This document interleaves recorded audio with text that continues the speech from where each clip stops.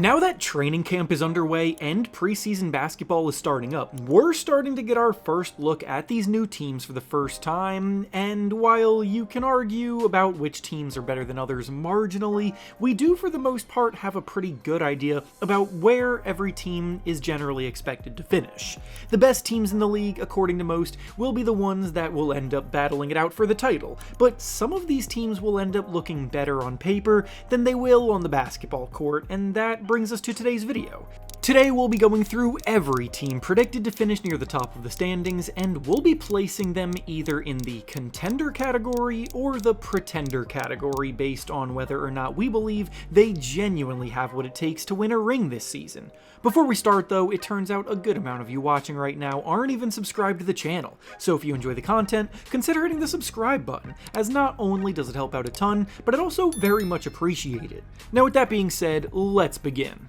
Starting with the first team that firmly lands in the contender category, we have the Denver Nuggets. Denver is a core group that has already won a championship together back in 2023, but ever since that run, they've been sliding a bit out of that tier. Over the last 2 seasons, they essentially sat back and watched as other teams in the West got better around them, while they lost key role players in free agency both summers, and as a result of it, Nikola Jokic and Jamal Murray have been forced to try to do even more than they bargained for, and they have not been back to the conference finals since because of it. This summer, the front office finally said enough is enough, and now they've got a roster that is arguably even better than that 2023 championship team, with more depth, an important familiar face returning, and better synergy. Bruce Brown is back as their 6th man after he thrived as their 6th man in 2023. Cam Johnson can easily replicate the shooting role left behind by Michael Porter Jr.,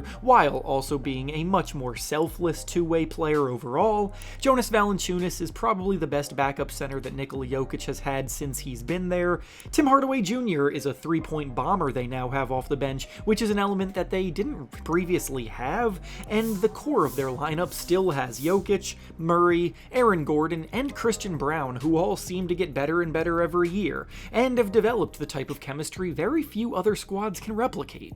Now, as for the first team we'll be discussing in the pretender category, we have the Houston Rockets. I'm not coming into this as someone rooting against the Rockets, nor do I harbor any ill will towards Houston, or even Kevin Durant for that matter. If you've been watching my videos throughout the summer, you'll also probably know I've had pretty much nothing but positive things to say about their offseason, which could lead to some confusion as to why they are here in the pretender category, which I'll admit I was struggling with putting them here, but I just can't get myself fully bought into them as a group that can go all the way with the glaring red flags that are sticking out to me. I love their aggressive move that they went out and got Kevin Durant because they were severely lacking in a true number 1 scoring option last season, and Durant has been one of the league's best for almost 2 decades. I'm also incredibly high on the upside of Amen Thompson as a talent, and think his work not only as a lockdown defender, but as a mega athletic freak of nature could be further unleashed this season in a bigger role, making plays on the ball. But the Rockets just do not have enough shooting in this lineup in my opinion, and the loss of Fred VanVleet is a real dagger to their already thin backcourt. Reed Shepherd is now being looked upon to play a lead role after barely getting any minutes as a rookie last season, and both Aaron Holiday and Josh Okogie have struggled to hold their place in a team's rotation over the last few years, leaving not much left. Their front court is loaded, but this lopsidedness is going to result in some funky lineups that may take some adjusting to, and unless Kevin Durant is always red hot, there's a non-zero chance that this team is one of the weaker 3-point shooting teams that will be in the mix.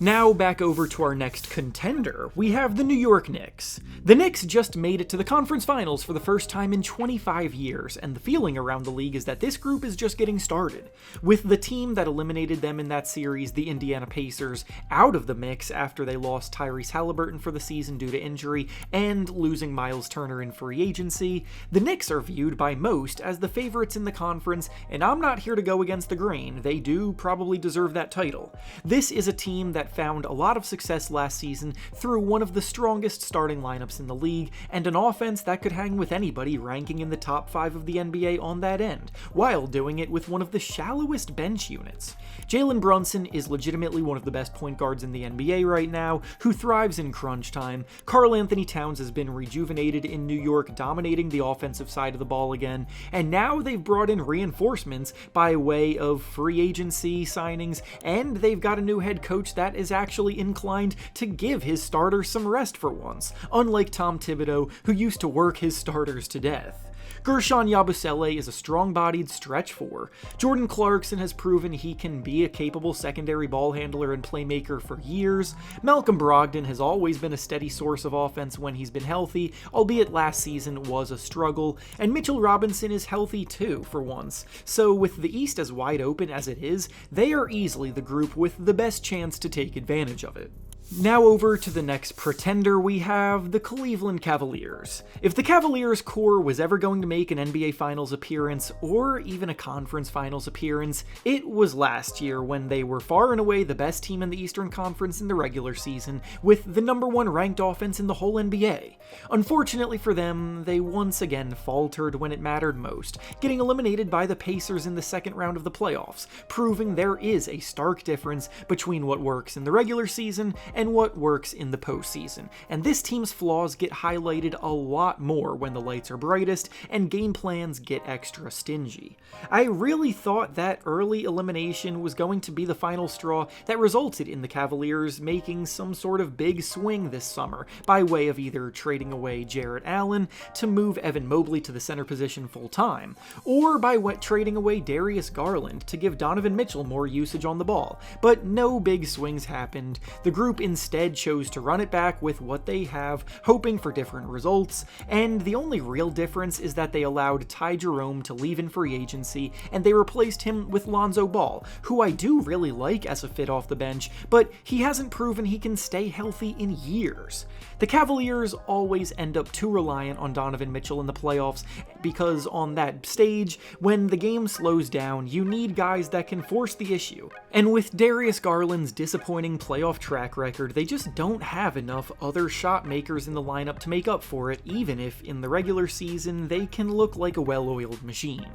The next team we've got in the contender category this year is the Golden State Warriors. I can already see the comments that will be coming my way after this one. But hoops, their offseason was terrible and they barely did anything, and they waited until the last minute to get everything done. I'm not here to disagree with that sentiment, but what I am here to do is remind everyone of the bigger picture that has already seemingly been lost to time. The Warriors now get a full season with the core that they've put together, and after all of the momentum they built up after the trade deadline last year, that alone is enough for me to see them as dangerous as anybody. The acquisition of Jimmy Butler genuinely revived this team's ability to contend, and their play after he arrived proved it. From the trade deadline to the end of the regular season, the Warriors won the third most amount of games in that stretch in the entire league, with only the Boston Celtics and Oklahoma City Thunder winning more in that span. Butler's presence as another capable creator on the ball made the life of Steph Curry a lot easier.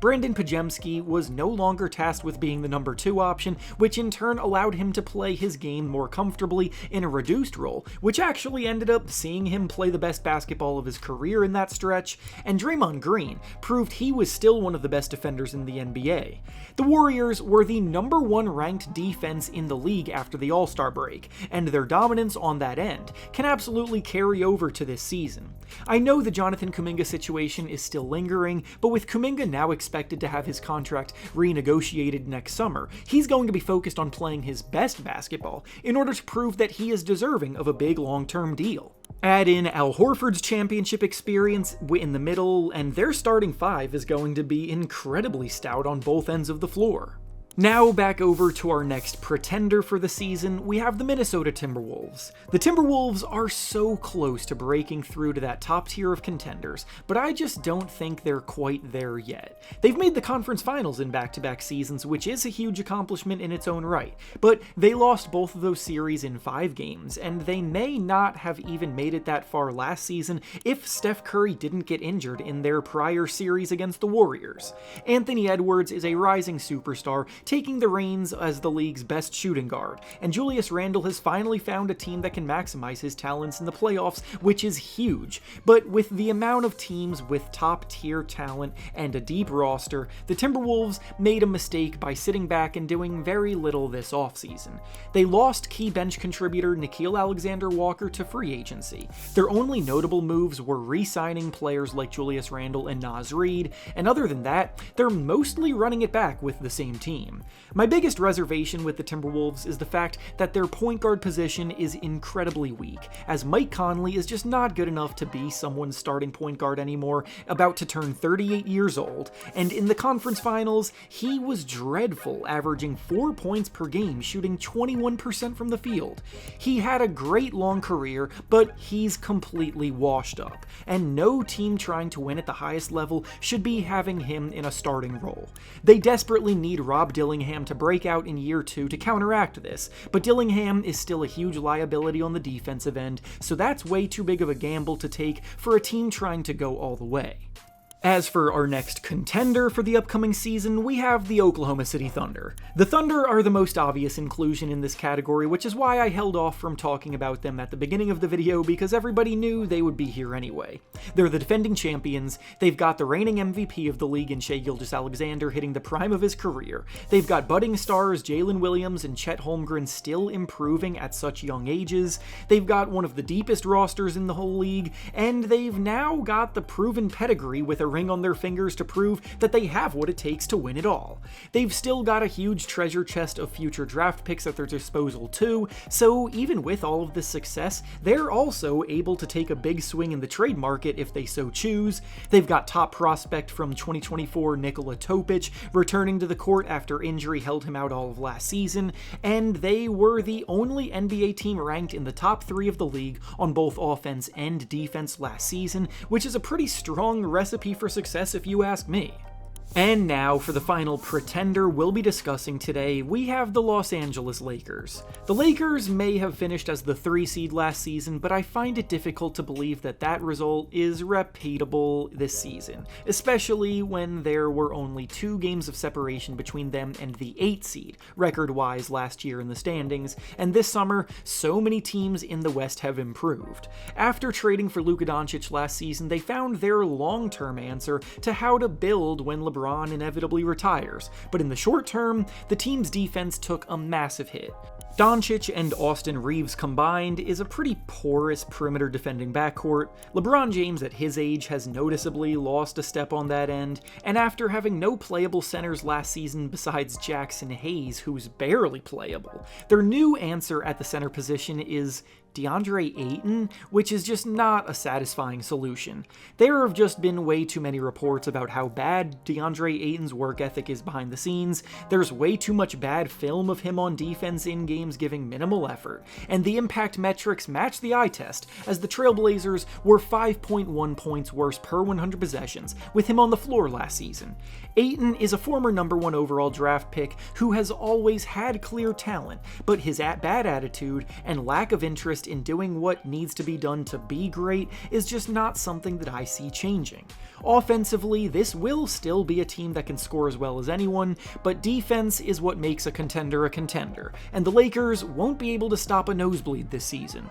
And finally, the last contender we'll be discussing today is the other Los Angeles team, the Clippers. This one's also going to be a pretty controversial pick because the Clippers have been in the news for all of the wrong reasons lately surrounding a potential scandal in the making about some potentially questionable Kawhi Leonard endorsement deals. While we would all love to see that saga wrapped up soon as possible and have some real answers brought forth, the reality is that nothing will probably happen for a while, with some reports about the investigation taking months at minimum, meaning that Kawhi Leonard is still going to be a Clipper this year. Now back to the basketball side of things, this is actually the most stacked Clippers roster I think we've seen in the Kawhi Leonard era, with him and James Harden still leading the charge at an all-star level. But now they've got John Collins, fresh off a 19-point per game season where he shot 53% from the field and 40% from 3. They've got one of the strongest center rotations in the NBA, with Ivica Zubac breaking out as one of the best interior defenders in the game,